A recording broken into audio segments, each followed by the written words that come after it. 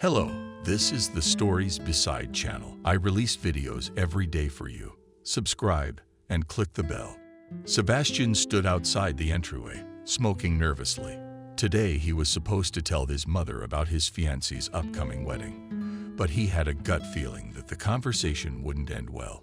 His mother rarely ever chose not to take his side, but in the case of marriage, it could easily turn out that his mother would not consider his opinion at all. She thought it was too soon for him to get married, and in general, that it shouldn't have bothered him until he was 30. Sebastian himself didn't really want to get married, but he had a plan, and this plan had to be followed strictly. Otherwise, he would work as a loader or laborer for the rest of his life, or until his body parts fall off, tired from physical labor. He couldn't make up his mind to go into the entryway. Once he got in, up the stairs, there would be no turning back. And so much he did not want to go to his mother now, that he even had the thought of letting her go right now and telling his mother about everything sometime later. But mother was a very touchy person, and he knew that if he did not tell her now, and she suddenly found out about everything later, she would be very much offended. And to have someone like Miranda as an enemy was costly.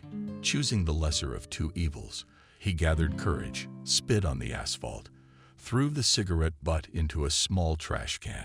He entered the entranceway, climbed the stairs, literally jumping over several steps.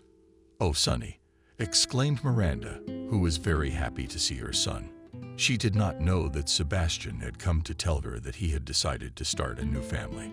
And all this time, he had been hiding the fact that he was in a relationship. She smiled languidly, literally bouncing around him. And he, realizing that sooner or later his mother would find out about everything, smiled crookedly, trying to hide his true emotions, among which was fear. Regardless of how his mother would react, he would have to take this step, because otherwise his plan would be unrealized. And who knows when he'll ever get that opportunity again. Maybe never. "You sit at the table. I just finished cooking. I wish you'd said you were coming," Miranda said, starting to set the table to once again please her son, whom she missed so much. He was now a rare guest at her house, and she tried to show him that he was welcome here. "I have come to you with news," he said, stretching his wide mouth into a smile. Sebastian was not handsome at all. He had a blocky build, short in stature. His facial features were large. Perhaps he could even be called handsome, but managed a slight hump from a fracture. As a child, his lips were naturally plump and his mouth was wide. His eyebrows and eyelashes were light-colored, and at a certain angle it looked like they weren't there. Sebastian popped homemade cookies into his mouth, watched his mother fussing, and thought he would like a wife like this, one who ran around, fussed over him cooking, fulfilling his every whim. But at the same time, he could find more interesting entertainments on the side, knowing that his wife would forgive him if everything came to the surface. "I've got a little news," Sebastian said. And then he hesitated.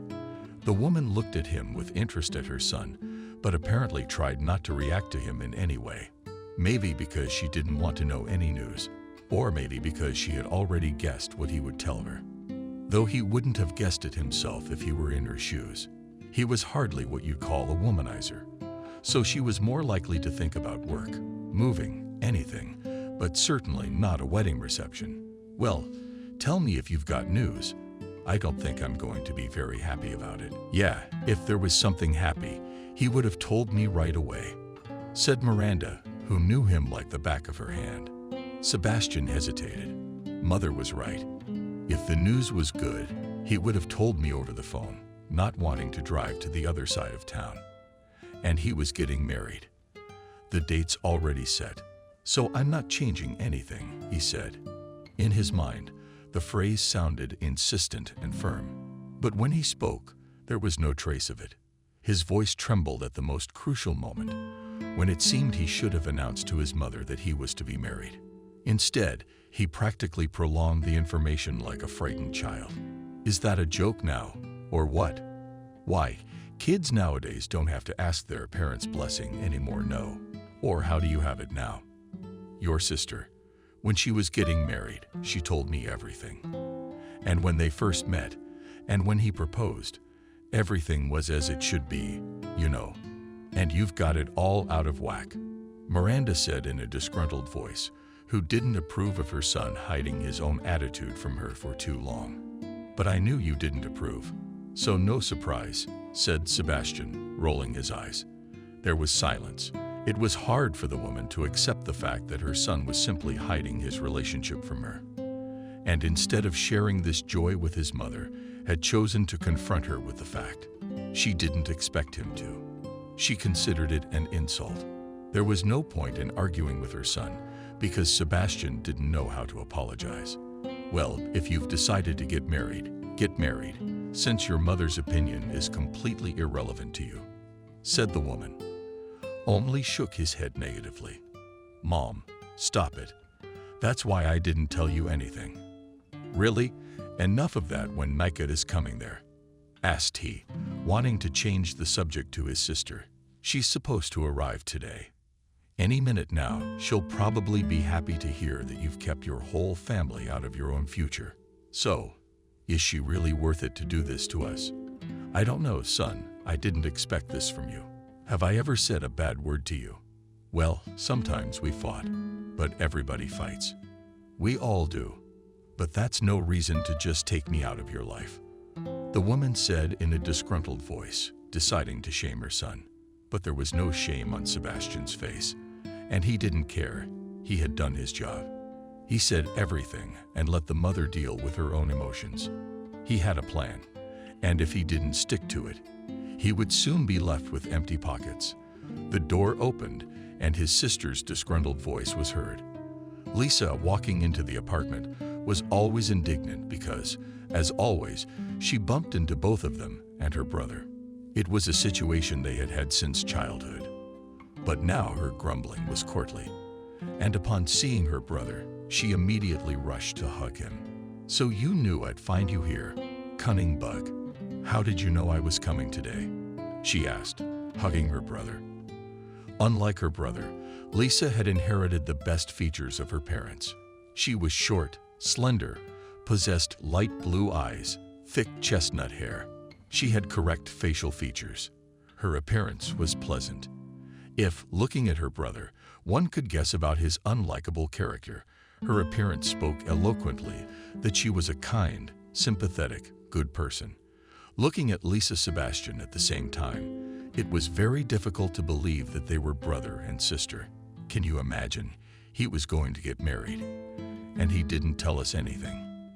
He knew we'd react badly, you see, the older woman said in a disgruntled voice, deciding to tell her daughter at once how cruel Sebastian had been to them. Miranda looked so disgruntled that it was embarrassing to even look at her. She looked at her son, shaking her head, pressing her lips together.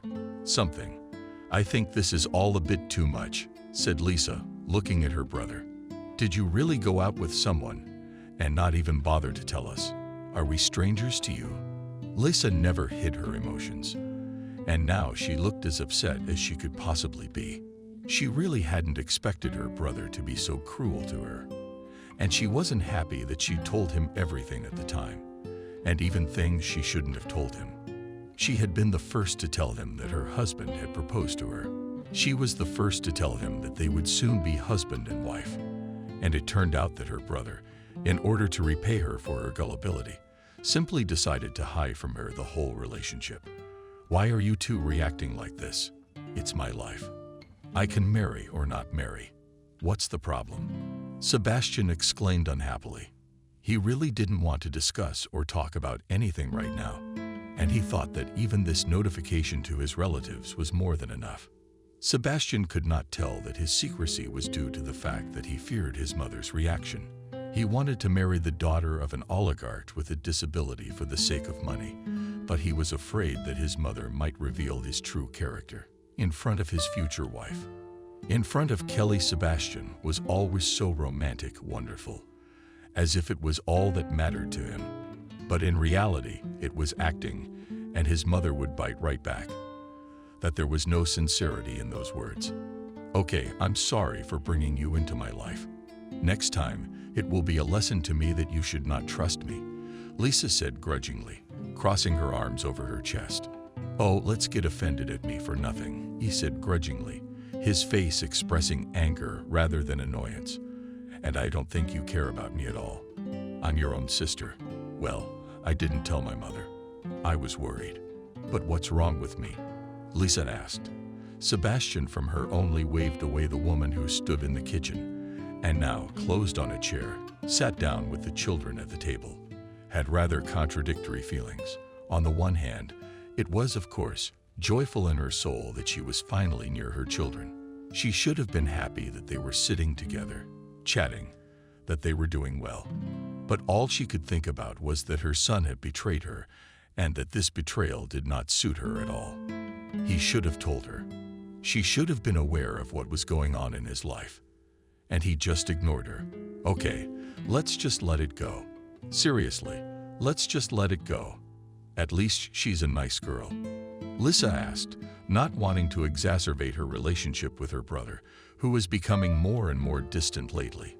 They used to be close as brother and sister, spending a lot of time together and never being strangers to each other.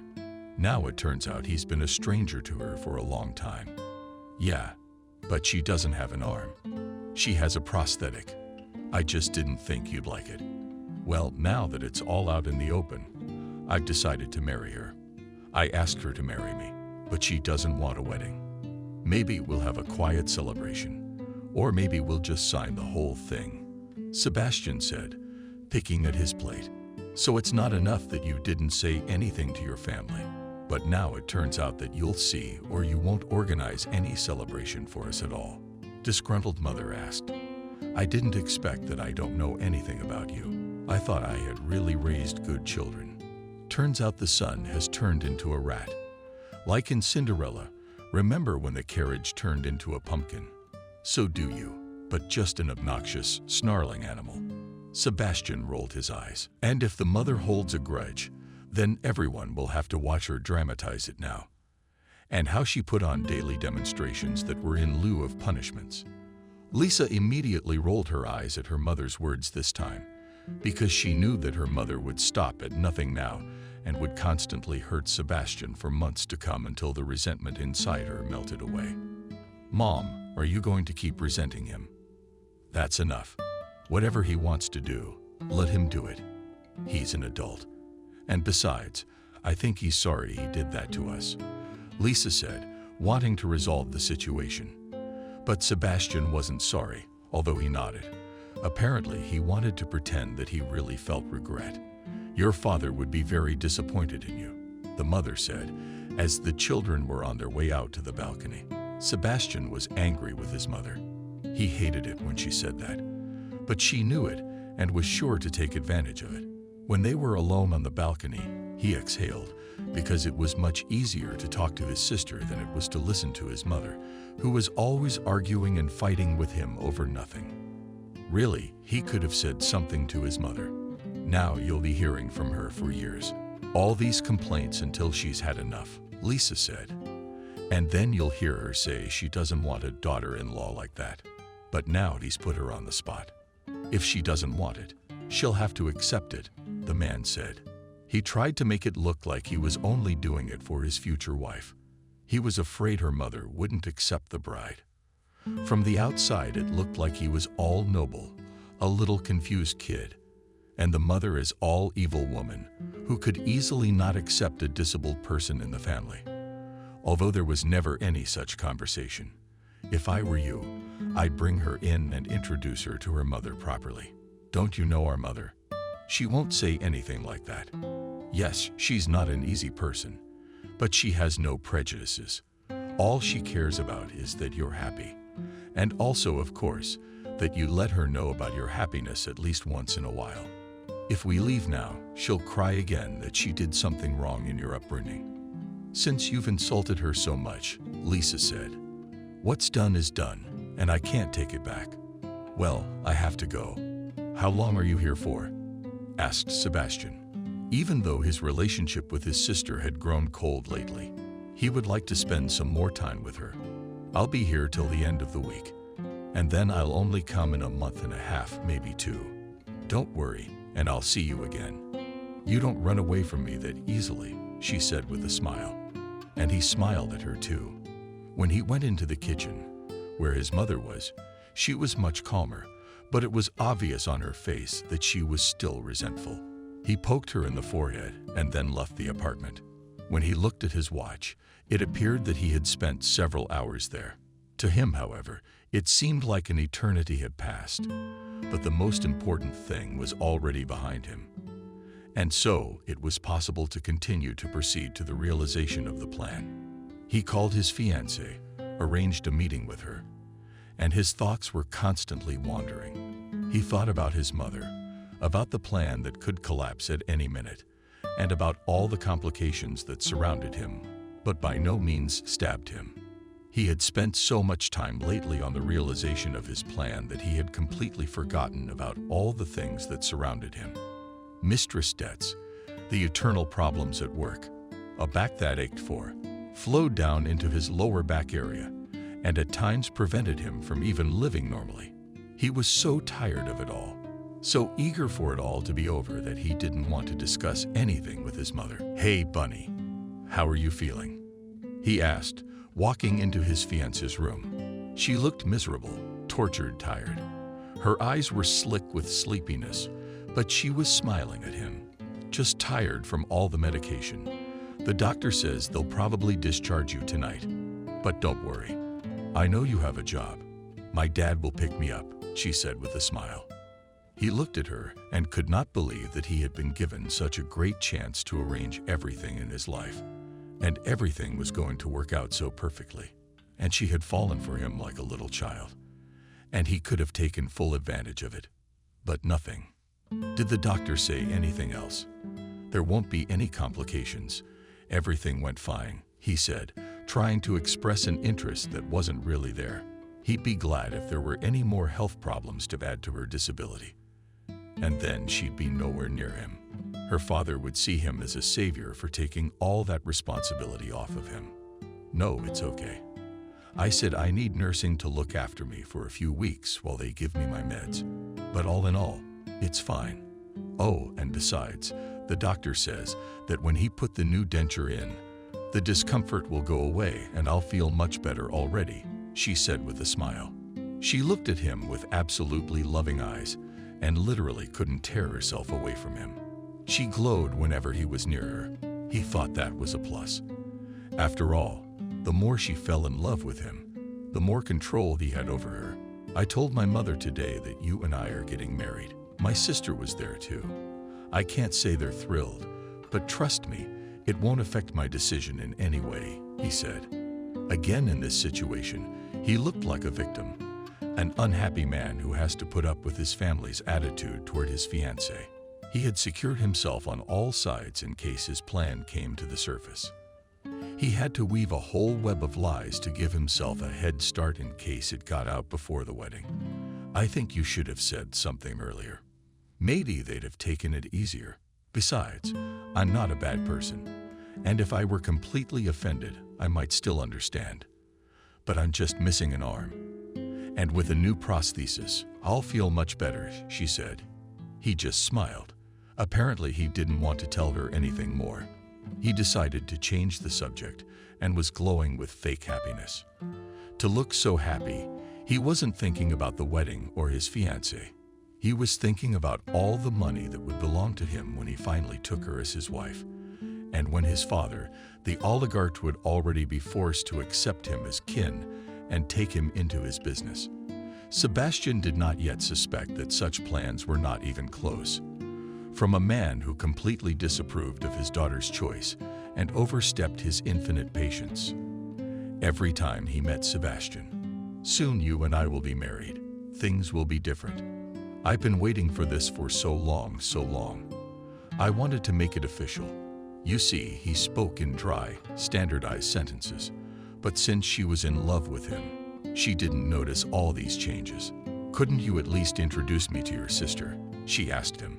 But he immediately shook his head negatively. "Believe me, it could be much worse than my mother. When the time comes, I'll introduce you to them all. But for now, it's best not to take any chances, you understand?" he asked gently, taking her hand. She didn't understand why he didn't want her to meet her family, but she assumed he did. It was only to keep her safe for herself. It hadn't even occurred to her what he was doing. This is purely to keep his disgusting plan from being discovered. For the time being. Maybe when a few months or maybe years have passed since their marriage, it would get to her, but not now. He sat with her in the room, talking about how much he loved her and how he wished he could be with her. She smiled, held his hand, and thought about how very lucky she was. From the outside, they looked like the truest of happy couples. But if only someone knew what was really going on in his soul. When David arrived at the hospital to pick up his daughter, Sebastian wasn't there. Sebastian had left early on purpose. He didn't want to meet a man who didn't really approve of him. David looked tired, tortured. Apparently, he had enough problems at work. He looked at his watch. He went straight to the doctor's office to talk about his daughter, whose prosthesis he had promised her cost a decent amount of money, but he didn't care about the money. He just wanted her to finally be able to replace the old one and be able to forget what a nightmare she'd been through. "But let's go home," David said with a smile as he walked into his daughter's room. "Wow, I thought you'd be here in a couple hours," Kelly said, totally happy that he'd come to get her early. "That your boyfriend was coming, for God's sake, daughter. But couldn't you have picked a normal guy? This is a nightmare, a real one. You can tell he's cheating on you. But of course you won't listen to me. And if I forbid this wedding, it won't stop you. But I will be your #1 enemy," said David, who was tired of convincing his daughter that she was choosing the wrong man for her life. "I'm glad you support me. I may be wrong. I may realize in a few years that he's not the right man. I'll take my own bumps, you know," she said with a smile. He smiled too, but there was absolutely no sincerity in that smile. If it were up to him, he would have put this man in a bag, taken him out of town, dumped him in the dumps so no one would find him there. So well, David knew people literally through and through saw that the man who sucked on her daughter like a tick clearly wants to get only money, and on the girl himself he does not care. But he didn't want to fight with his daughter. It was better to endure a little now, and then just help his daughter recover.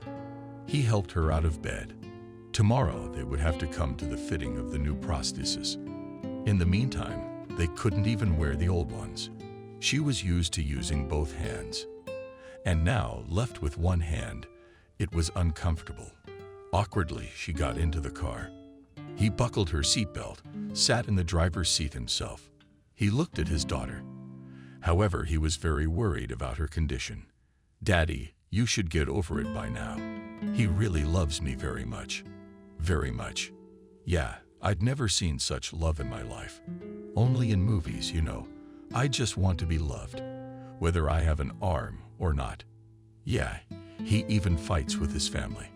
And it's all just so he and I can be happy," she said. David nodded. He drove the car toward the house. He looked upset. But as they say, he had no choice. Since he had decided not to spoil his relationship with his daughter, he would have to put up with not only her love stories, but also the very man he couldn't stand and had quickly removed from the family.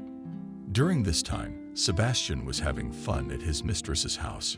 Cindy, having gotten from him what she had been waiting for, finally lay on the bed and thought only about how lucky she was to have him and how she would get all the money he would get from him and just send him away and never contact such a man again, who clearly felt his own superiority, but did not do a damn thing for it. He annoyed her.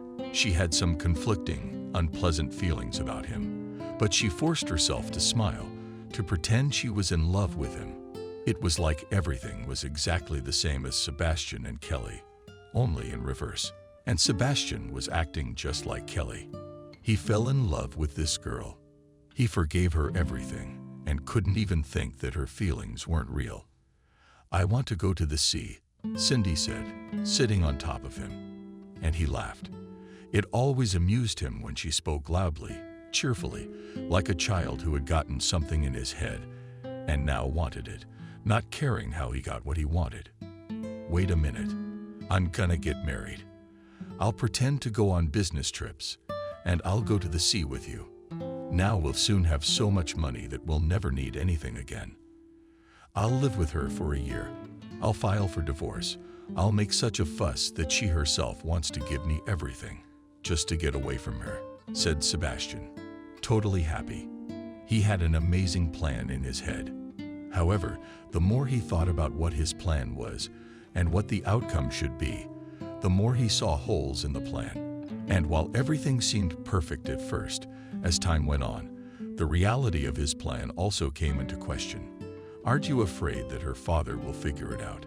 Cindy asked, getting out of bed and going to the window. She always went to the window, completely naked, taking advantage of the fact that they were on the 12th floor, and she didn't care if someone else from the same 12th floor could see her. She wasn't self-conscious about her body. She was rather proud of her body. "I think he knows all about it," said the man, turning so that he could see her and enjoy the view he had from behind. "If he had a clue, he'd probably tell her not to marry you," said Cindy, leaning forward to get a good look at what was going on down there. People were walking back and forth. No one really cared what was unfolding here.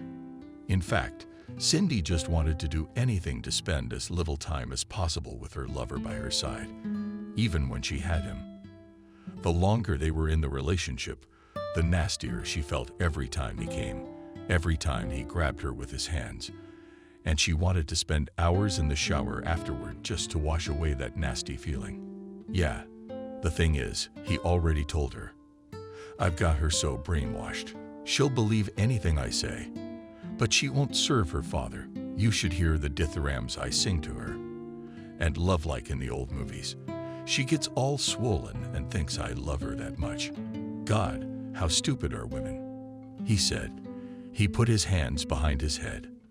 At that moment, Cindy thought that there are some men who believe in any ahs and sighs from the mistress and piously believe that it is the very thing that is love. She spun him in a matter of days. She immediately got into his plan, and he suspected nothing, but at the same time considered stupid a completely different woman. "When I think about how much money I'll have when I'm inbred with this oligarch, does it take your breath away?" said Sebastian. "All my life, I've worked hard physically. I thought I'd do it all myself, make money, and now I'm just getting by. What do I do? Pretend I'm all lovey-dovey, romantic, wonderful. You could go to an acting course and teach, by God." He laughed, and she smiled, but she thought it was going too well, and that obviously it wouldn't last. "You need to get married as soon as possible, because she might get suspicious. Just one doubt can ruin it." The mistress said it all, looking at him much more seriously. He propped himself up on an elbow, looking at her. Cindy was now spinning around near the mirror. She walked over to him, sat down on top of him, and he took her thighs with his palms. He couldn't believe that such a beautiful woman reciprocated him. "Yeah, I know. And so everyone speeds up as fast as I can. But sometimes I feel like fate itself is already against me," Sebastian said grudgingly. "I told him about my mother, because there's nowhere else to go.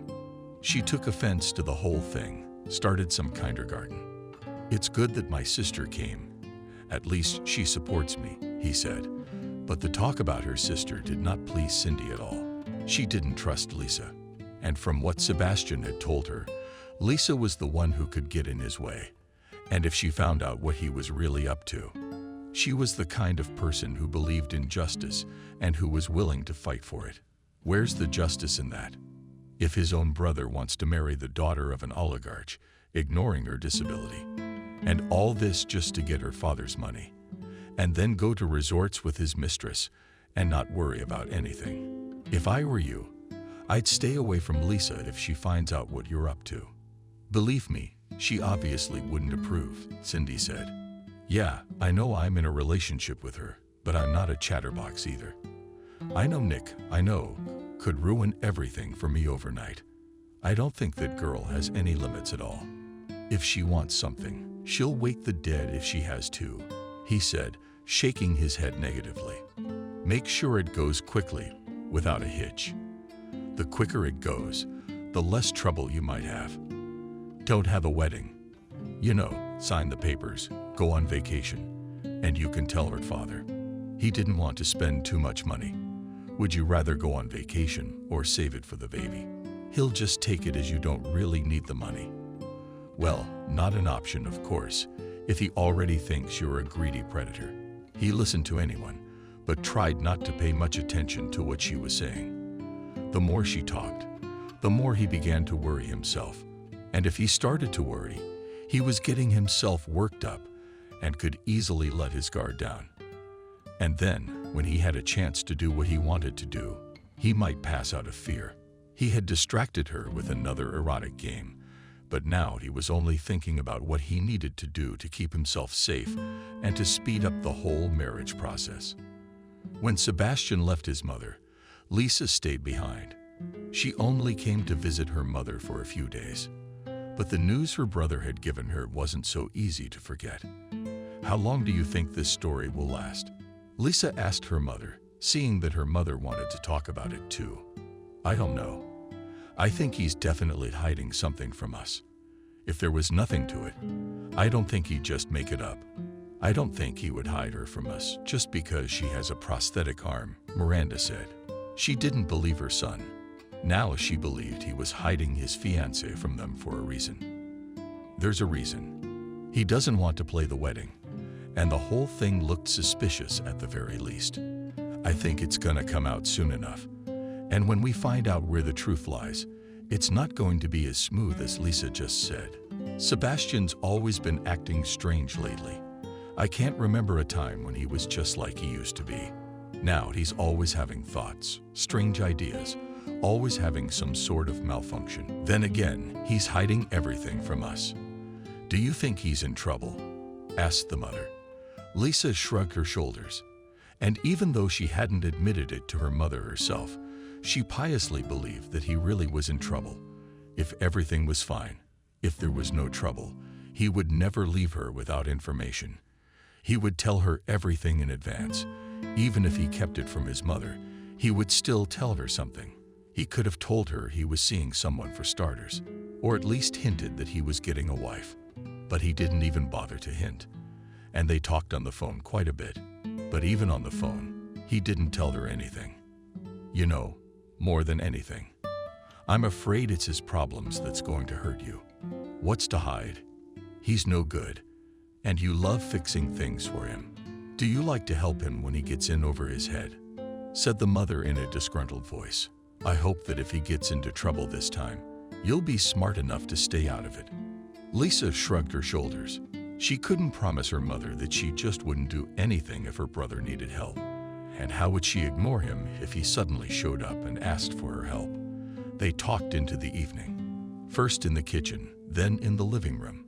But when Sebastian came into the apartment that evening, a drunken Lisa could see in her mother's face that this was far from the first time this had happened. Who knows why he came in tipsy? What exactly was he celebrating, good or bad things that had happened in his life? He wasn't drunk, but he was pretty drunk. As much as it allowed him to loosen up, he spoke fluently. Sometimes he could read the language. But he looked almost like a sober man. But there was anxiety on his face, and it was impossible to hide it. But while your mother is away, why don't you tell me what's wrong? Lisa asked, deciding to give her brother a real interrogation. And while the mother decided to go to the neighbor, she took advantage of the moment. You need to know everything, don't you? Asked Sebastian, clearly pissed off. Yes, I need to know why the hell my brother keeps such important things from me, exclaimed Lisa. She was still outraged that he hadn't told her about the upcoming wedding. She was also outraged that he hadn't even tried to apologize. It felt like everything was going the way he'd originally intended. Look, but if you don't tell your mother, I'll tell you straight up. She's got a very rich father. He's got a lot of money to burn. And his daughter is an invalid. I don't think anyone's gonna look at her. He'll be glad of it himself. If anyone will marry her, believe me, said Sebastian, and his face turned nasty and courtly. Are you saying that my brother, who always condemned everyone for being mercantile, decided to marry for money? Asked Lisa, not believing her own ears. But it turns out that he was so tired of everything. All my life, I worked physically for money, and here at least there will be some result. All the more it is not difficult for me to pour into her ears how I love her, how we have with her everything will be fine. Nothing will happen to her if suddenly she just becomes my wife, said Sebastian. A girl's dream will be fulfilled. She will end up married. But I'll be able to live a normal life and never worry about money again. And then her dad will put me in his business and I'll be blown away. Lisa looked at Sebastian. She couldn't believe her brother was acting like this. She didn't realize whether she was looking at him or at a complete stranger. They had grown up together, spent so much time together. Who would have thought he could change so drastically?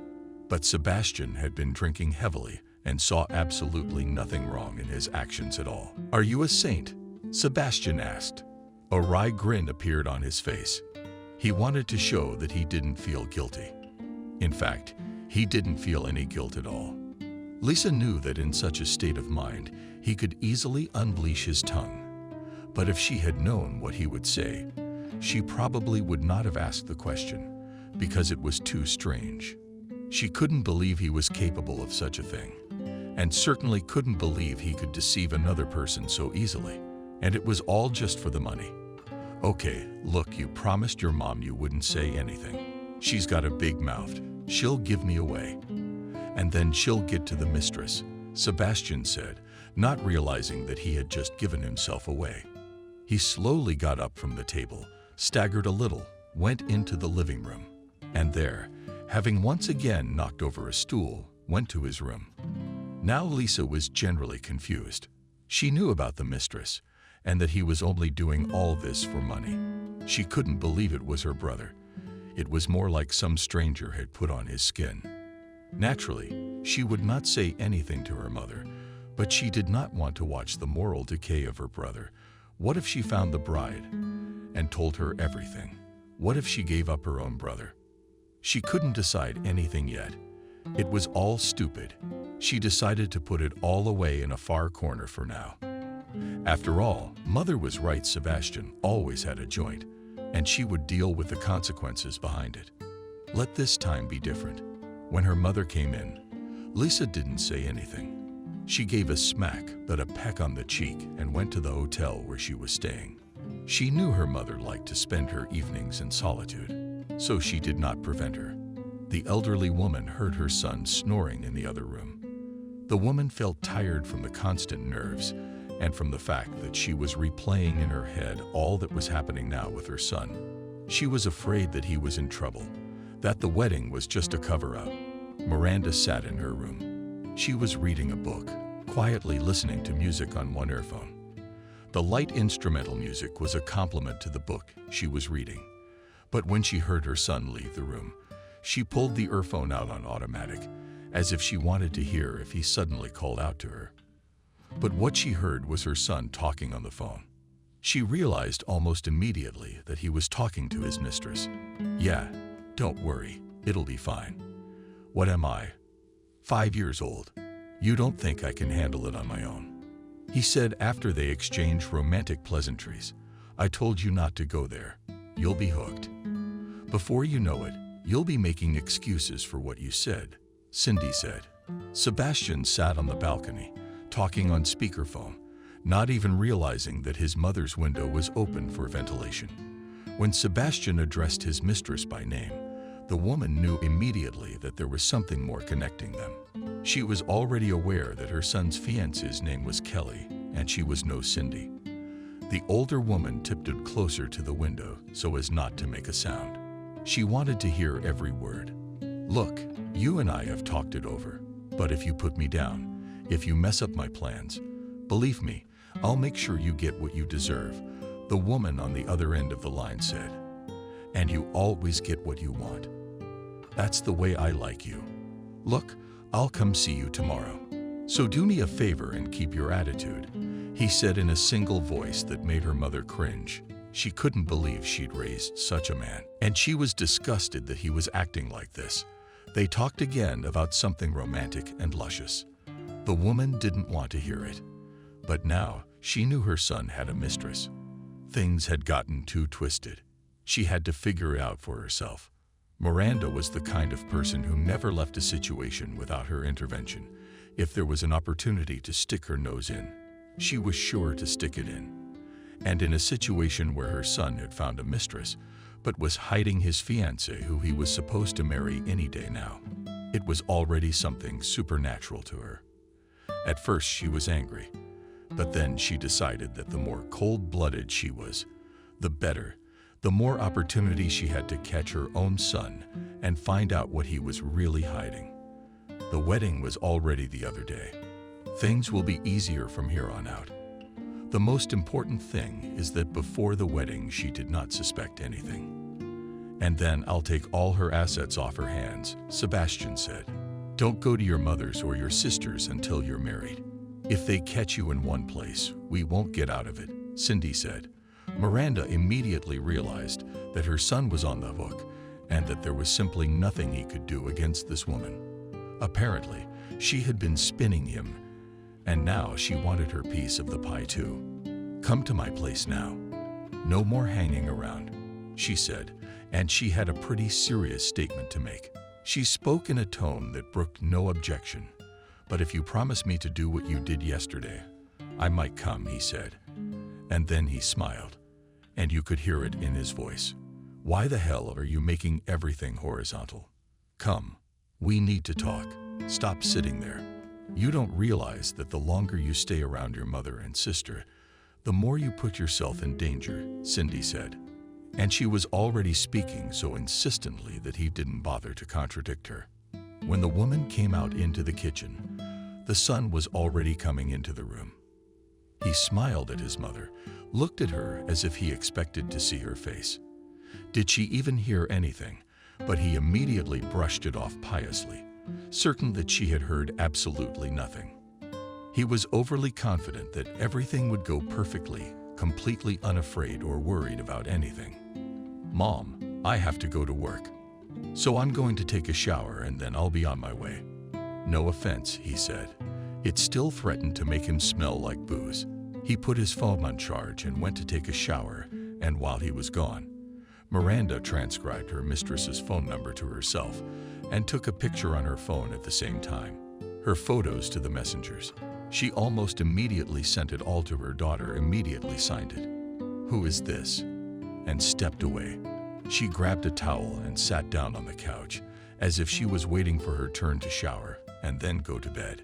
She tried to look innocent, unaware, smiling at her son, trying to look at him with the same loving eyes he always did. Sebastian walked out, and then again told his mother goodbye, that he was leaving for work, and left the apartment. And now Miranda was left alone in the apartment. She was going over in her head all the things her son had said. Did he really have a mistress? Could this wedding be prevented? Would this girl believe them? It was all strange, and it seemed that even if they told her everything, she wouldn't believe them. One could only hope that Lisa, who was now aware of the situation, would be able to handle it herself. First, her mother had accused her of dealing with her brother's problems, and now she was suggesting that she get involved in new stories again. But Lisa didn't mind. She wanted to find Cindy and talk to her. Maybe she could prove that she wasn't the right person to cling to. But time was running out. The wedding had already taken place. Sebastian announced it when he arrived home. Apparently, he wasn't going to let his mother and sister into his life any further, and they didn't expect him to. Sebastian was perfectly happy. The wedding was over, and he was sure that no one would be able to oppose him. All he had to do was arrange with his mistress to wait another year, but she wasn't going to wait. Cindy started throwing tantrums almost every day, demanding that he come up with a plan to get the money faster. But he already had one plan, and he wasn't going to make another one up. It wasn't until a month after the wedding that Lisa managed to find Cindy after her mother texted her a picture of her phone number. A lot of effort had to be put in, and quite a few acquaintances had to be enlisted to help in the search. The only thing left was to find her whereabouts, her job, her home, anything where she could be reached, because obviously she wouldn't talk on the phone. Lisa found the house, but when she saw not only her mistress there, but also her brother, She realized she couldn't do anything. She wanted to remain inconspicuous for now, until this situation was blatant. It was necessary to remain neutral. I'm already tired. I can't do this. Why does she have to be your wife? And I just have to watch you sleep with her, Cindy said in a disgruntled voice. She crossed her arms across her chest. Her thin eyebrows looked tense. Her whole face turned to stone. I've already told you. Yes, I told you right away that I want to take this situation to its logical conclusion. If I go off the rails right now and get a divorce, I'll get nothing at all. Stupid. If you knew how hard I worked to get her out, you wouldn't be talking like this right now. I'm trying for us, by the way, he said. Lisa looked at her brother and couldn't believe it was her own man. She didn't know the scumbag, even though outwardly he was one and the same as her brother. Or maybe she didn't know him as a person at all. But it was Cindy's cry that snapped her out of her thoughts. Why the hell should I encourage you to sleep with another woman? Maybe you like her at all, and you're just taking advantage of me, she screamed. He grabbed her arm, moved her to his side, and started to say something very quietly. Lisa didn't hear a single word, and besides, she tried to write everything down. It was a shame that the last phrases would remain unknown. She had already collected enough evidence to show to the unfortunate girl who did not know what kind of a freak she had chosen as a husband. Cindy, after the words he had spoken to her, sat down on the pipe. She had lowered her head low. He was bringing her to his place. I really only love you, and I only want you, but I've got to do all this. You see, if I don't do all this, you and I will remain beggars. All I want from her is money. Preferably all her father's money. And then what happens? All I gotta do is find some fool from his job who is willing to make it happen, you know. He said. She nodded. And then you get all your money.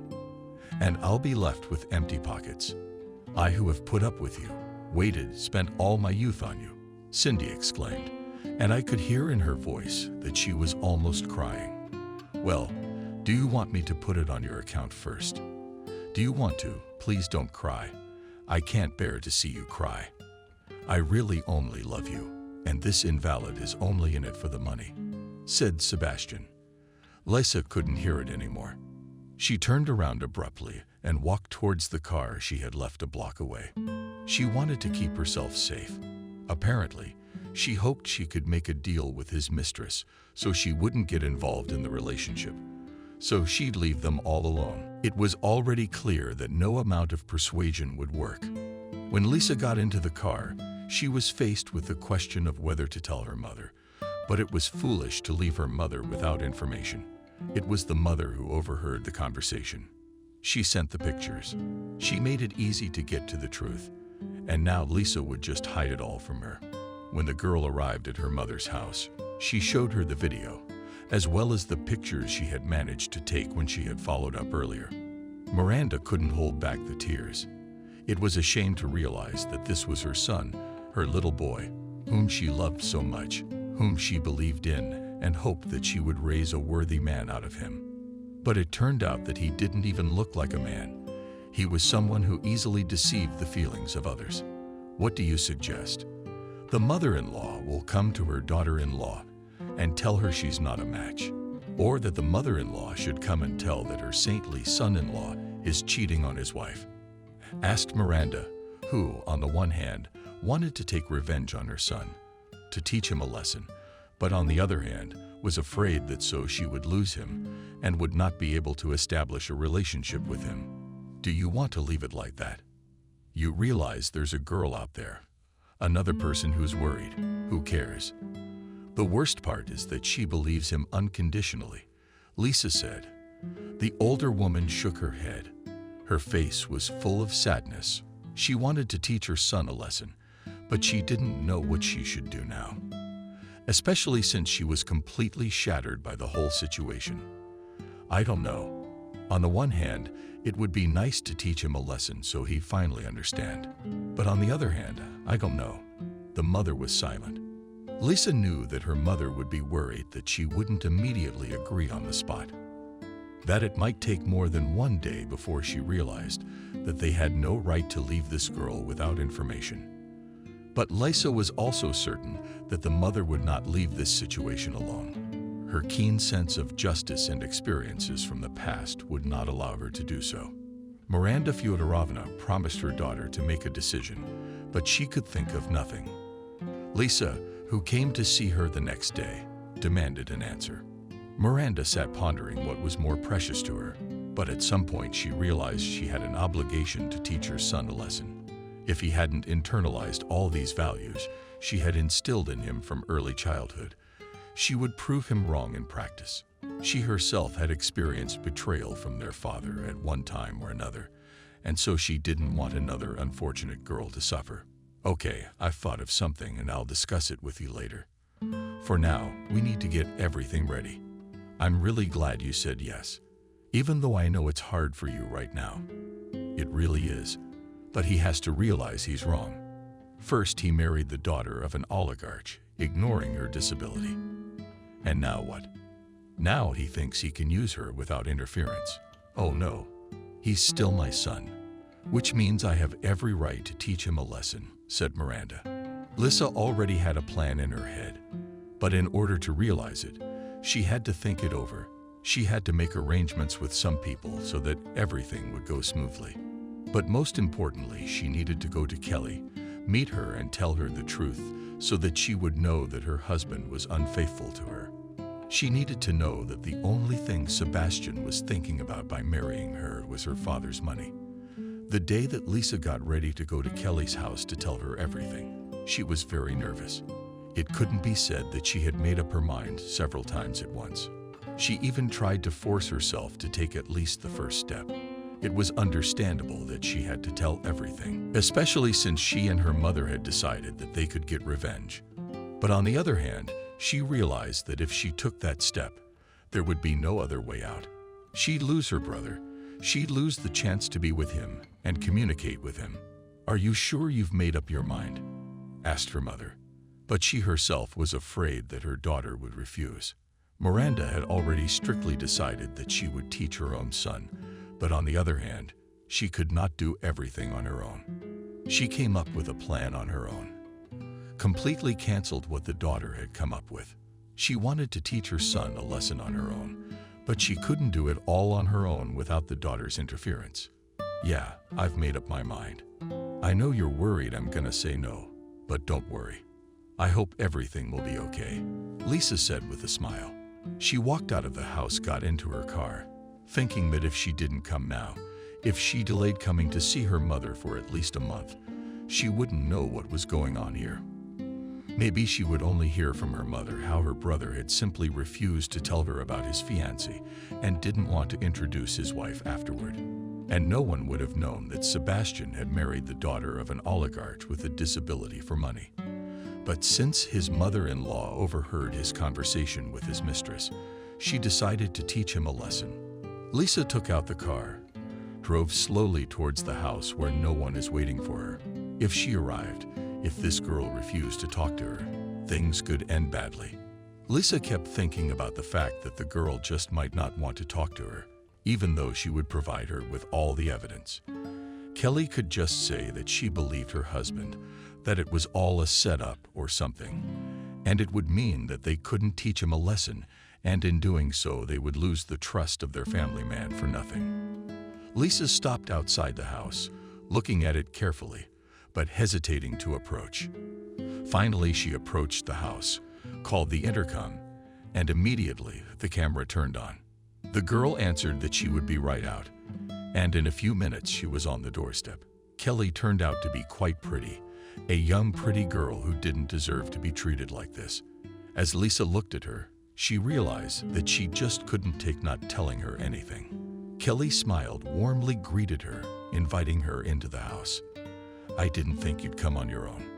Your brother says that you don't want to take me in, but we hope that the time will come, and you will realize that I'm not a bad option," Kelly said in a soft, caring tone, and Lisa was even more upset, realizing that her brother had made it up on purpose.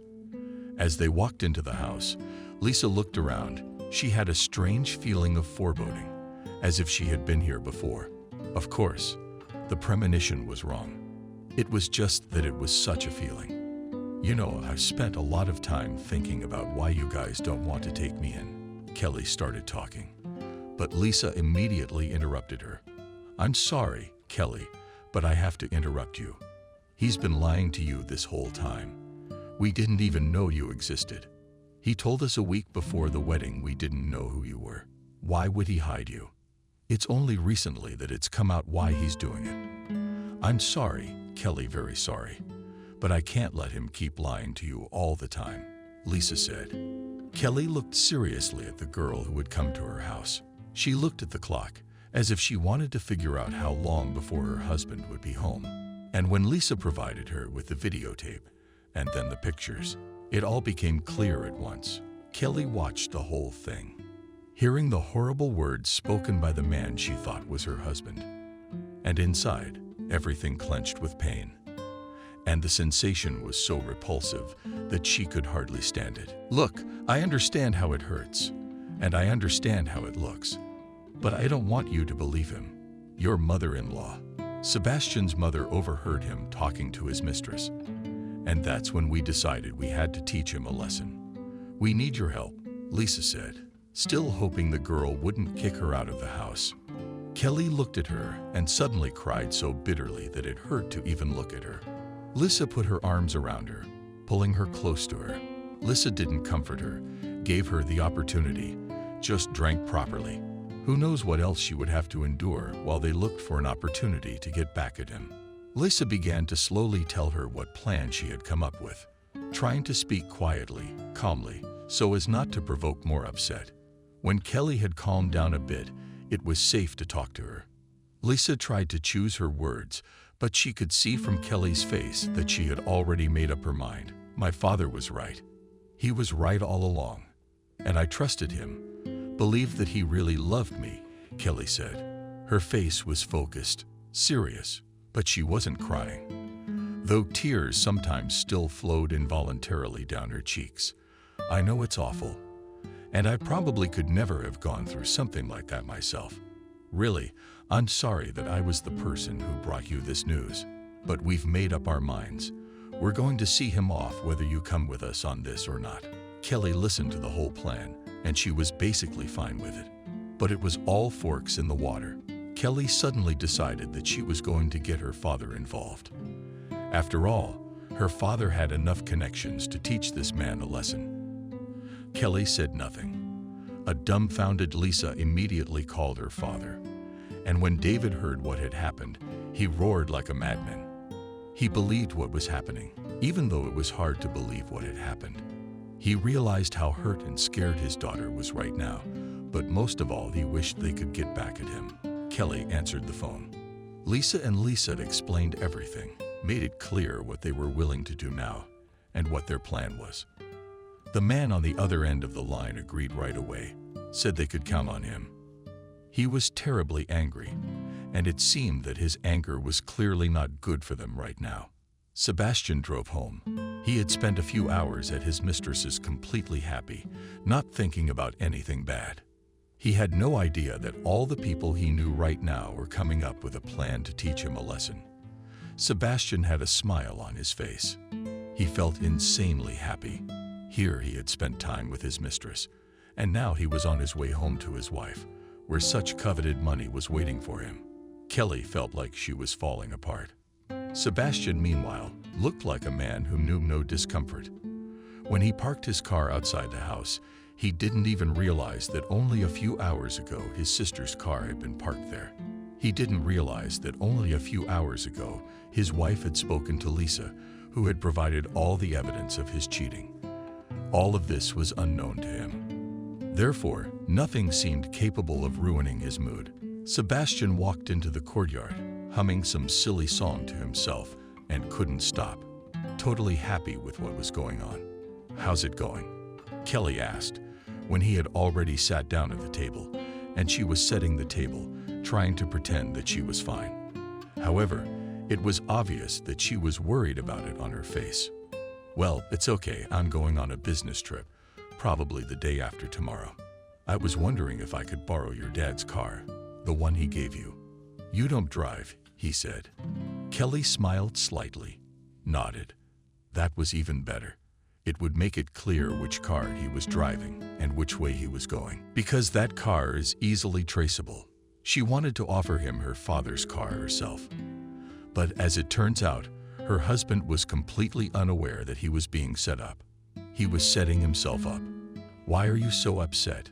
Why don't you tell me? What happened? He asked her, but she only smiled slightly.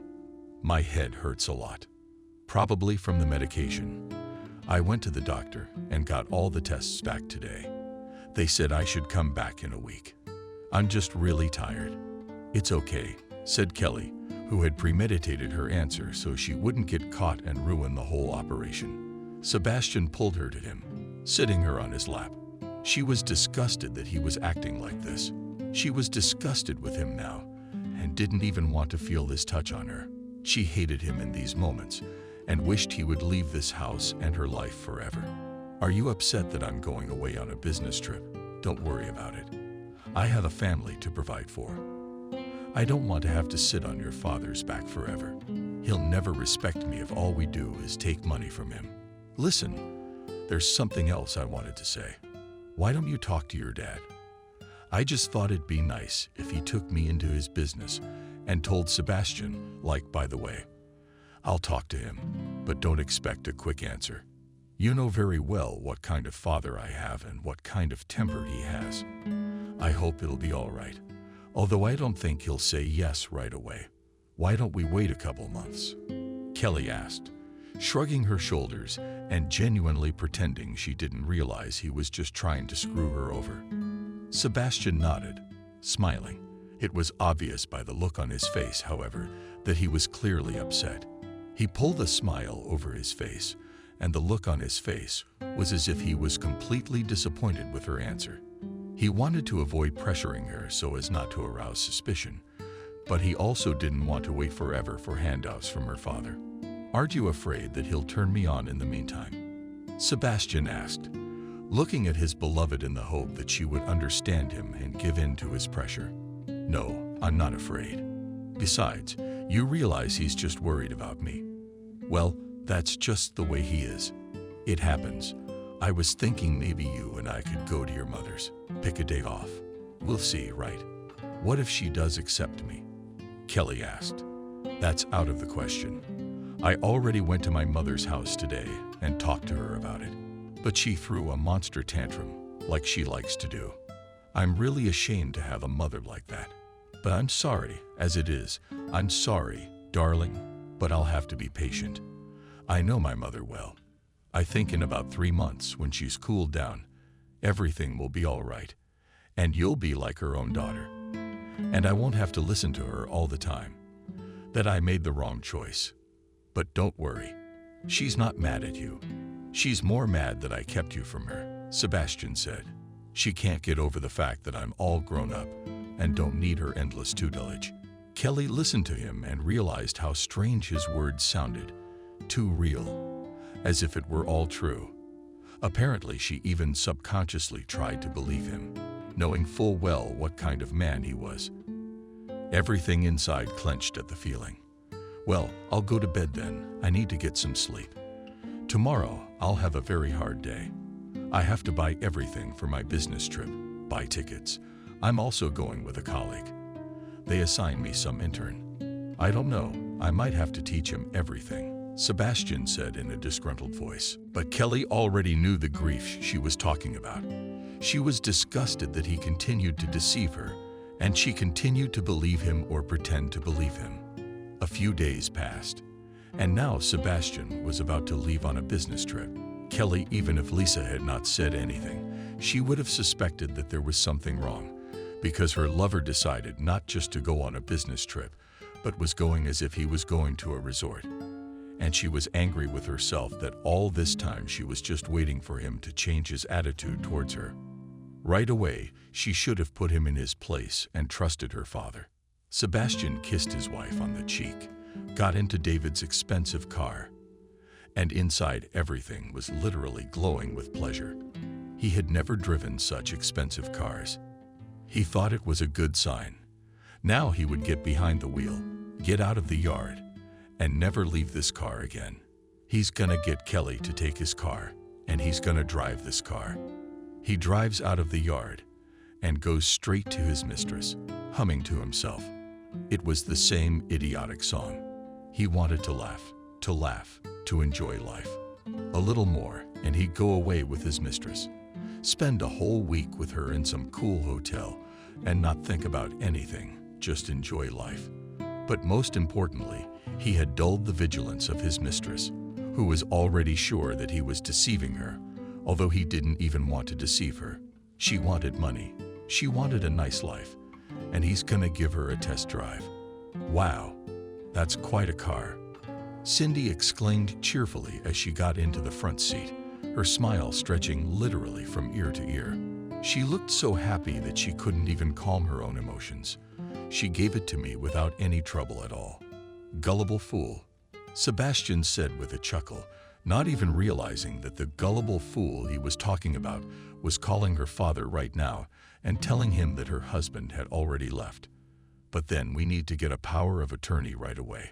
Then I'll have to register the car for myself. I don't think she's gonna trust you for too long. You're gonna turn yourself in somewhere, said Cindy. Again, she was worried, because she didn't believe that Sebastian would be able to make everything go smoothly.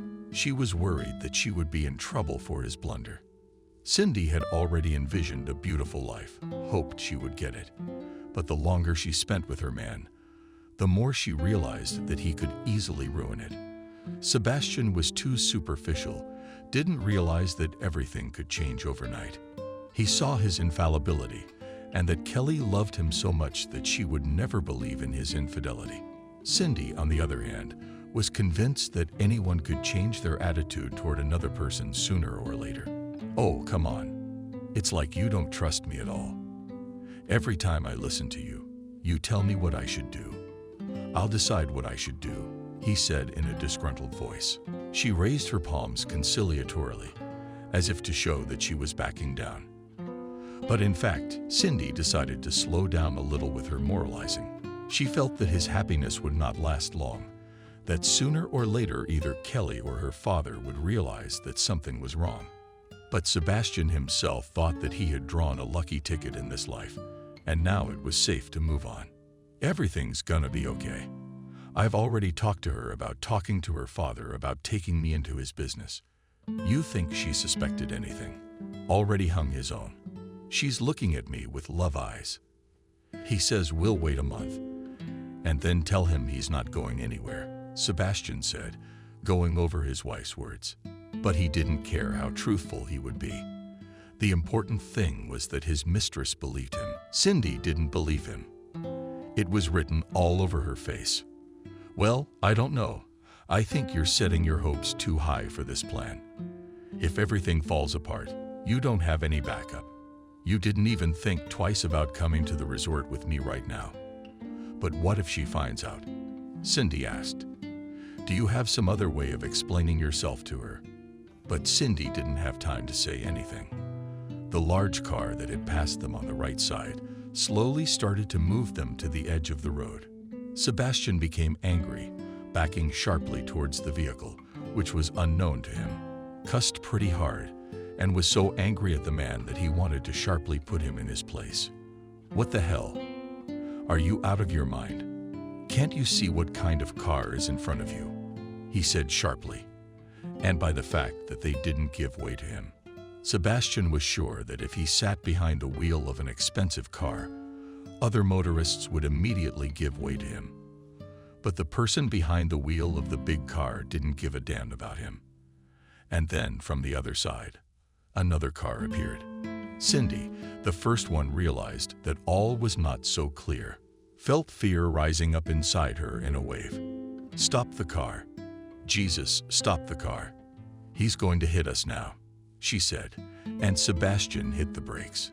He sat in the car, afraid to get out of it, because he didn't know what to expect from the people who were pulling him to the curb. What if he tore toward the bridge abutment at such a high rate of speed that he didn't have time to stop? What if he'd flipped out and fallen into the river? Are you crazy?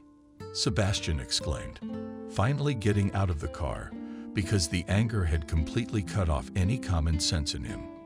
"Well, let's see who's approved here," said the stout man, getting out of the car and pulling out a rifle.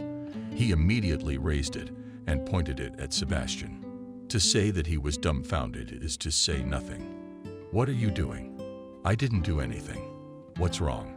Sebastian asked, raising his palms, unable to say a single word. He was so scared. Several other people got out of the car. They pulled Cindy out of the car, put her back against her lover's back. They tied them up, and then, without waiting a second, simply threw them into the river from the bridge. So quickly, so unexpectedly, that neither Cindy nor Sebastian even had time to beg for mercy. Everything happened literally in a matter of seconds, and they were already in the icy water. Cindy felt a blow to her side, and then as the blow spread forcefully through her body, and realized that she had probably suffered a fracture. The pain in her ribs was so intense that nausea came to her throat. Before they knew it, they were tossed into the water, before they realized how they were pulled out of there. Just under the bridge, it turned out, were several other cars and heavily armed men laughing as they pulled them out of there.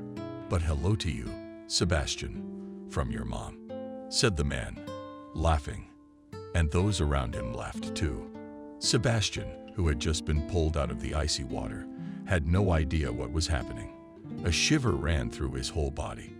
When he was free of the ropes, he slumped forward, coughing, spitting water out of his lungs. Cindy was just lying on the ground, twisting around, wrapping her arms around her knees. "What the hell?" he asked, completely unaware of what was going on and barely hearing the people talking to him. You know when you find out you're being cheated on by your own kind, when you fly off in the treason of someone you love more than life. It feels like being thrown headfirst into ice water. "So I made sure you experienced it firsthand," the man said. They got into their cars and drove off, leaving Sebastian alone. Cindy was still lying there, trying not to move. Every movement hurt like hell. She remembered the pain and knew that she had probably broken a rib. She was taking breaths, but her breaths were shallow because her strength was gone and the pain was palpable. Sebastian looked at his mistress. She was lying down. It was noticeable that she was breathing, but her breathing was weak as well. He felt like he was to blame for everything that had happened. Pride hurt ego, prevented him from confessing even to himself that it was his own fault, that it was he who had miscalculated everything. "Idiot," she said. She rose slowly, clinging to the bridge abutment. Cindy looked with undisguised pain in her eyes at the upward climb ahead of her. Even a healthy person would find such a steep climb problematic. For someone with a broken rib or even ribs, it would be a nightmare. I didn't know she knew. I'm not supposed to know everything. You can't put all the responsibility on me, he said, quickly, trying to absolve himself of responsibility for what had happened as soon as possible. I hate you. I want you to die here under a bridge, Cindy said, slowly walking toward the stairs. She tried to climb, but each time it was far more painful than she felt. The pain was so intense it made her eyes darken each time. As she barely got up, she immediately saw that the car was still standing, and no one had punched their tires. You're going to take me to the hospital and forget everything. What's my name? Bellowed she, clearly not going to discuss anything else with him. Okay, said Sebastian. Quiet. He already knew that he could hardly ask her to forgive him, and he realized that she would never forgive him. After something like this, he should have kept his intentions better hidden. He should not have drunk to the last, so that he would not loose his tongue in front of his sister. But what's done is done. And now he was watching his mistress, who had broken ribs and was barely walking to the car. She was repeating swear words to herself, which were mixed with painful tones. Cindy, I really thought it was going to go okay. It's not like I didn't know she knew. My mother was in on it too. But it's okay. I'm still teaching them. I'll show them. How does it feel? He said, and she immediately gave him such a powerful slap that he was speechless. The blow was so loud that it rang in his ears. Her face was already starting to burn with flames. Scarlet marks from the palm of his hand, from his fingers, were slowly coming in on his face. Cindy looked at him with undisguised hatred. She got into the car feeling in pain. She could no longer hold back the tears. He sat behind the wheel, drove her to the hospital in complete silence, and when she was already taken away, she was put in a room. He sat in the waiting room and didn't know what to do next. Sebastian looked at his own palms. When the doctor appeared at the end of the corridor, he immediately jumped up from his seat and hurried to him. He hoped they would tell him something, because he couldn't believe that he would be left without news. He could even reassure himself. After everything that's happened, you can go to her room. I'll give you no more than 5 minutes, then leave. She needs to rest now and get a good night's sleep, the doctor said. It was clear from the look on his face that he would never have let Sebastian in willingly. Apparently, Cindy had agreed to let him into the room so they could talk. There was hope in the man's heart that she would forgive him after all that had happened. At least he could hope so. But when he entered the room, when he saw the face of his mistress, he immediately realized that it was very stupid to hope that she would forgive him. Her body was wrapped up. All those endless bandages were fixing broken ribs. And she was looking at him with hatred. And she was so angry that it was visibly hard for her to breathe. Okay, here's the deal. You and I are going to make a decision. One single question. You go away and never come back to me. Never come to my apartment. Never come to the apartment building where I live. You just forget I exist. You got me, asshole. If it weren't for you, I wouldn't be in this idiotic situation, Cindy said. She took a deep breath, and she looked like she was making a massive effort not to destroy him with one look. Look, it's not my fault. I may have had a drink somewhere. I may have blabbed a little. But then it's their fault. My mother decided to teach me a good lesson, I guess. My sister joined in. My wife. It's okay. I'll find the words to apologize to Kelly. She'll forgive me. I'll get the money, and everything will be back to normal. Do you believe me? He asked. I don't believe a word you say. God, you're even worse than your stupid Kelly. Cindy screamed. I played you like an idiot, and you didn't suspect a thing. I don't even want to sleep in the same room with you. I'm sick of you touching me. All I wanted was money. You're an idiot, even dumber than the people you're talking about. Get out of here. I can't stand the sight of you. Cindy screamed, even though every scream hurt like hell. But she wanted to scream, wanted to let all those emotions out, and never let him come near her again. Yes, her plan had gone awry, never ending, but at least she had let him know she didn't want to see him. Sebastian was so shocked by her confession that he just couldn't take his eyes off of her. Because she screamed. Immediately, a nurse came running in, literally pushing out a dumbfounded Sebastian, paralyzed by her words. He stood in the hallway, looking out the window at his former mistress, miserable, battered.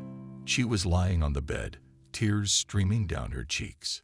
Apparently, she herself was having a hard time with what had happened, but she wasn't going to talk to him, and she wasn't going to pretend she wanted to be with him again. Was there really no more love on her part? Had she been deceiving him from the beginning? Sebastian was now running through these questions in his head. The only thing left was to go to his wife, to find the words to apologize. Since his mother had decided to teach him a lesson, he would not be able to go back to his mother. He had to find a place to stay, because if he didn't, he'd be left on the street with his bare ass, because he'd lost all the places that could be home to him. As he walked out of the hospital, he involuntarily looked around again. He couldn't believe that she didn't want to listen to him, that she didn't want to talk to him, and that she had turned out to be just another girl to him who only wanted money from him. The whole time he was divorcing Kelly, he didn't even realize that Cindy was divorcing him in return. Sebastian got into the same expensive car, already realizing that when he came to his wife, the car would be taken away. But there was no way out. He had to go to his wife, to talk to her, to persuade her to forgive him. Forgiveness wouldn't be easy, But he hoped Kelly still loved him. He would fall to his knees in front of her, beg for forgiveness, hoping that the remnants of feeling in her heart would help her forgive him. Sebastian craved the beautiful life, craved it so much that he was even willing to give up his mistress, all mistresses. Never would he even look at another woman, just to stay in this good, secured life. But he could not even imagine that he had no chance in front of his wife. When he arrived, Kelly was already waiting for him. She was standing near the gate of the house. There were bags and bags of his clothes. She hadn't even bothered to put it all in her suitcase. She didn't think he deserved it. And besides, it was too much of an honor to fold his things. "Kelly, please. I'm sorry," he begged, falling to his knees in front of her as he wiped his new sweatpants on the pavement. He was literally crawling on his knees to her. He didn't care about pride. He didn't care about ego. He had to beg her forgiveness because he couldn't do it any other way. He hated himself in that second, hated her, hated everyone involved. "Please, Kelly, I'm sorry. I was a complete idiot. I'm the last person. Please forgive me." She looked at him with absolutely no emotion, as if he was a stranger to her. And he knew what that meant. No forgiveness he deserved. Immediately, all the situations that had happened between them and all the time she had spent with him came to mind. And she really did love him. And no one could say that anyone had ever loved him like that. It was only now that he realized it wasn't just the money he'd lost. Most importantly, he'd lost someone who loved him. Maybe no one would ever love him again in this life. These thoughts were so heavy that he couldn't even cope with them. He cried and tears flowed down his cheeks. But even these emotions did not touch her in any way. "You said you were only disabled for money, didn't you? Hid me from my sister's mother. Afraid they'd find out about your plan and get you out quickly?" Kelly asked, in a calm, reserved tone. And he realized that there was no way he could get her to go with him. She didn't say anything. And as long as the silence lasted, he wanted to do anything to make her forgive him. But what she said next crushed him completely. "My mother-in-law, your mother overheard you talking to your mistress, and it was she who decided to teach you a beautiful lesson, for which I am eternally grateful. You know, I want you to get out of here. I hope I never see you again. The divorce will be handled by a trustee." And you, Kelly, you're silent, your head slightly raised, as if you were trying to support yourself with that proud Sue. And you won't even get a job here anymore. No one will even take you on as a live loader. You got me. She walked away into the yard, closing the high gate behind her, where he would never have access to again. He begged her to forgive him, but she wouldn't. The only thing left to do was to walk away, leaving her here alone. He threw his things into the car, looked at his car, which was vastly inferior to her father's car, which all along had been so much to his liking, so attractive. Only early this morning, he thought about how everything was going perfectly. He stood in front of the mirror, smiling, happy that everything was going according to plan. There was a jubilant carnival in his head. As he was sure that this whole plan was going perfectly, he thought that all the difficulties were over. But life had prepared a very different gift for him. "All right, everything will get better," he said to himself, although he did not even understand the meaning of these words. He felt resentful of himself and how stupid he had been. If he hadn't screwed up so badly, he could have had a very different future. What did he have in store for him now? Sebastian drove in his mother's direction. Even if she did it, he would forgive her. She would accept him. He would live with his mother for the first time. While his mother helped him with his job and money, he would feel more or less okay. Then he'll try to talk to his wife again. Maybe even before the divorce, he'll be able to convince her. He would be the perfect husband. He would show her that there could be a very different life, and he was sure that she would forgive him and realize that everything would be perfect. When Sebastian arrived at his mother's house, he was afraid that she wouldn't be there either, that she would behave exactly like Kelly. But everything seemed fine.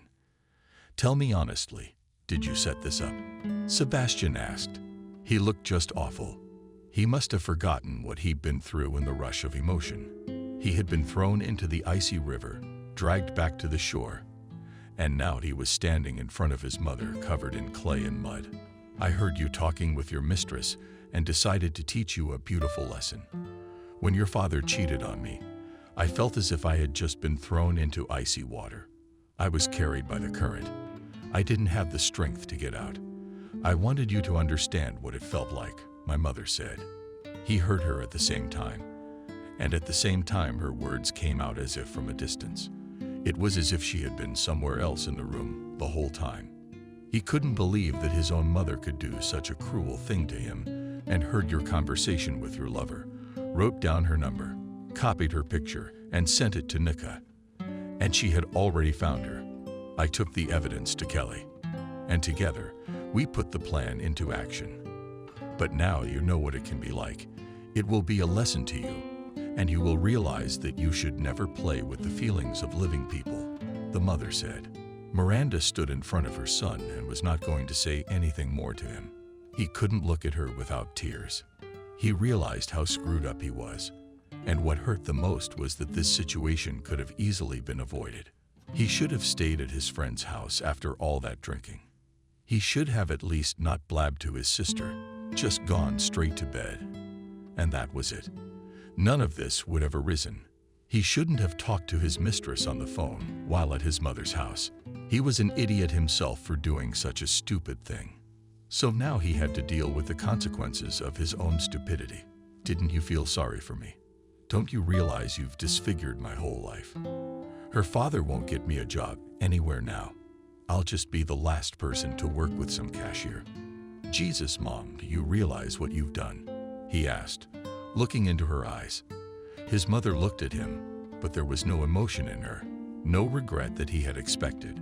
She clearly didn't regret what she had done. He looked at his own mother, and everything inside clenched at the thought that she had betrayed him and now had no regrets. He stepped into the apartment, but his mother immediately stood across the aisle. He stared at his mother and didn't understand why she wouldn't let him in now. Yes, after all she had done, she should have been grateful that he had dared to come to her instead of cursing her for the rest of his life. Sebastian was terribly angry with her, and so much anger that it literally overwhelmed him. "You should be glad I decided to forgive you at all. And you pretend you're still the cool mom who, you see, put me in my place." He resented that, wanting a response from his mother. "You know, when I first found out, I was very hesitant to set up this revenge plan," said the mother. "You are my son, but I didn't raise you like this. You acted as if all these values I instilled in you meant absolutely nothing to you. And if my upbringing and the values I instilled in you meant nothing to you, then I mean nothing to you." After his mother's words, he realized that expecting her to understand and expecting her to be sorry was foolish. He wished she would forgive him. He wished she would soften just a little so that he would be forgiven. But she wasn't going to soften, and she wasn't going to let what he'd done pass. That if I called Lisa, she'd give up on me too. I just wanted to live a beautiful life. And you decided that was a reason for you to give up on me?" he asked. The mother took a deep breath. Apparently it was hard for her to talk to him about it, but she had to tell him everything at once. "You spit on another human being. You spit in the soul of a poor girl, taking advantage of her low self-esteem. And you didn't give a damn about how she felt at the time. Now you're in her shoes. Now no one else cares how you feel. Are you okay with being treated that way?" the mother asked. He just left. He was sick of being told what to do. He was sick of everything. He was terribly annoyed that his mother said things like that. He hoped that she would be happy that he had come, but she was not happy and did not want to host him. When he went downstairs, he immediately saw a dark automobile, one of the ones that had been following him as they drove towards the airport. And now there was only one thing left to do to face all these problems alone and talk to the girl's father, because there is simply no other way out. "But come on, what is it this time?" he asked grudgingly, walking to the car. He thought that he would get out of the car, but the girl's father came out to meet him. David spoke to him through his teeth. You could tell he was having a hard time keeping it together. And you thought you'd be welcomed with open arms. You know, Sebastian, if it wasn't for my daughter, I'd just leave you in the Dan River. I even had your mistress contact me. Swore and swore she had nothing to do with it. Apologized. And you didn't even bother to call me. Couldn't even talk to me because you were a coward. Real rotten, the man said. One would think you got all that money through honest labor. Sebastian said also through his teeth. And you shouldn't care at all how I got that money. I spent 14 years working, plowing, hoping to get out of poverty. I wanted to give my daughter everything. But then you show up and destroy her faith and love. Freaks like you should be put on a stake and put stakes on the way out of town, so that the rest of us will not be like you, said the man. Sebastian took an involuntary step back. He did not like this man's plans at all. And she says, you won't let me work. Do you want me to starve to death without money? Or do you want me to sit on my mother's neck? Thank my mommy and my sister for playing the noble. If they had kept their mouths shut, your daughter would never have learned anything like that, Sebastian said. What kind of asshole are you? Well, I promised my daughter I'd let you live. Go on living, but know that sooner or later I may decide that I don't have to listen to my daughter's opinion in this matter, said David. Then he got into the car. He jerked the car forward sharply, and Sebastian bounced to the side. He was just terrified he was going to get run over. He clutched at his heart, scrambled backward, crawled away, and saw David's face contorted into a pleased grin. Sebastian hated him in that moment, but realized he deserved to be treated like that. David left. Sebastian tried one more time to talk to his wife, but she wouldn't even talk to him, let alone listen and build a relationship. He tried to talk to his mother, but her mother did not welcome him either, and just decided that if he had done it once, he could do it to anyone again. As it turned out, she no longer believed that Sebastian could be a good person. Sebastian repeatedly tried to get a job. In fact, the whole time he wasn't working, he was just lying about the job to give himself more importance. So it's not surprising that he never got hired without any experience. Apparently, David put a lot of effort into keeping him unemployed. The last thing Sebastian did was go to his sister's house, but his sister's husband kicked him out, wouldn't even let him talk to Lisa. Sebastian had no choice but to pack his things and just leave, try his luck in another city. I hope that there he will have a chance to establish his own life and not be afraid of being caught by the tail.